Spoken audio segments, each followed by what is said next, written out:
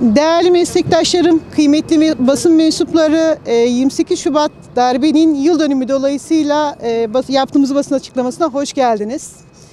28 Şubat bildiğiniz üzere tarihe kara bir leke olarak yazılmış ve toplumun kahir ekseriyetini kılcal damarına kadar etkilemiş bir darbedir.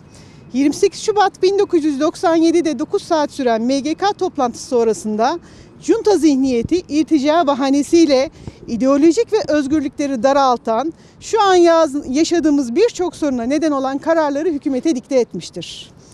Akabinde ülkede oluşturulan kaosa destek veren sivil görünümlü dikta destekçileri ile meşru hükümet düşürülmüş, kararlarını uygulayacağını taahhüt eden Anasol M hükümeti göreve getirilmiştir. 28 Şubat Türkiye'de yaşayan büyük bir kesimin doğuştan sahip olduğu evrensel insan haklarının mevcut anayasaya aykırı olmasına rağmen ayaklar altına almıştır.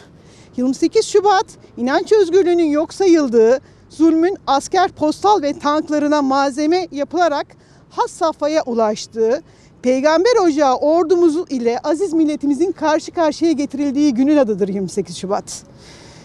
28 Şubat bu memleketin çocukları başörtülü, başörtüsüz diye ayrıştırılarak yerlerde sürüklendiği, ağızlarının kapatıldığı günün adıdır. 28 Şubat ikna odalarının sırf başörtülü diye üniversite öğrencilerinin geleceklerini ipotek altına aldığı günün adıdır. 28 Şubat İmam Hatiplerin kapısına kilitlerin vurulduğu, İmam Hatipli öğrencilerine üniversite kapısının kapatıldığı günün adıdır. 28 Şubat 61 yaşındaki Makbule İbrahimoğlu'nun çocuklarının yanına okul önüne gidiyor diye anayasal düzeni silah zoruyla bozduğu iddiasıyla yargılandığı günün adıdır. 28 Şubat kanser hastası Makbule İbrahimoğlu'nun Hipokrat yemini etmiş hekimler tarafından ölüme terk edildiği günün adıdır.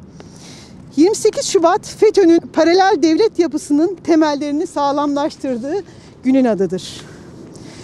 28 Şubat binlerce başörtülü avukat, doktor, öğretmenin kamuda ve özel alanda çalışmasına engel olunduğu, hayallerinin önüne ket vurulduğu günün adıdır.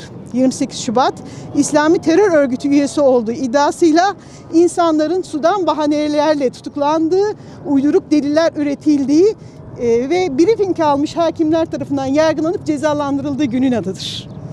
28 Şubat İnsan haklarına ilişkin demokrat düzenlemelerin yapılmış 28 Şubat simgesi olarak kamusal alanda başörtüsü yasağının yaşandığı günün adıdır.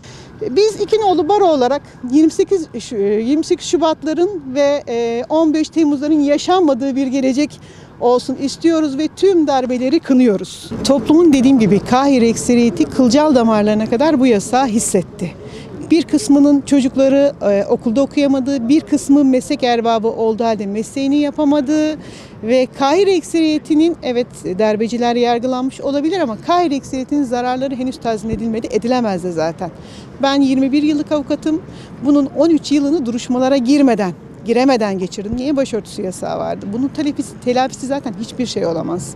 Ya da işte öğretmenlerin, evet öğretmenlik hakları sonradan iade edildi ama aradaki o 15-20 yılın telafisi yok. Ya da işte bu sebeple ölen Medine Bircan öldü. Resmen başörtülü fotoğraf vermedi, başörtüsüz fotoğraf vermedi diye Hipokrat yemin etmiş doktorlar tarafından ölüme terk edildi. Bunun telafisi ne? Telafisi yok. Birçok arkadaşımız üniversiteyi okuyamadığı için hukuk fakültesi öğrencisi kazanmış, zeki, zaten çok başarılı öğrencilerin girebildiği bir dönemde o zaman kazanmış, zeki ama birçoğu sekreterlik yapmak zorunda kaldı ya da dönüp evinde oturmak zorunda kaldı. Bunların telafisi zaten yok. Ama en azından itibarlarının iade edilmesi önemli. Bir de cezacıların daha ciddi cezalandırmaları gerekirdi.